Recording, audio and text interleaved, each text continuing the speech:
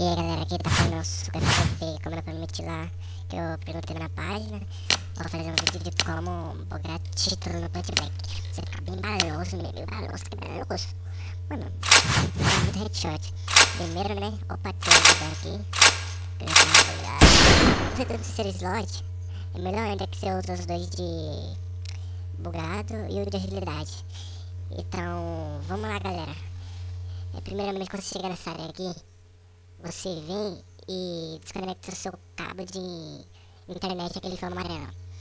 E eu vou desconectar aqui agora. E desconectar. Vem aqui, e conecta de volta. Aí quando conectar, galera, você vem aqui, ó, aperta Alt F4 e Enter. E eu já volto, galera.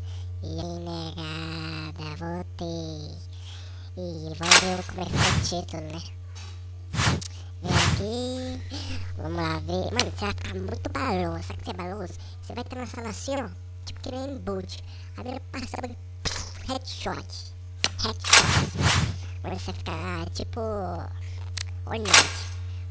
Mano, aí, ó. Bagulho, tá vendo? Você fica com Depois faça o seu canal. de precisão.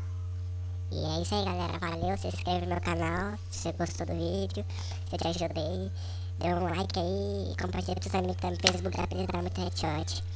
E não use hack galera, hashtag do jogo limpo, põe no comentário aí, valeu, falou.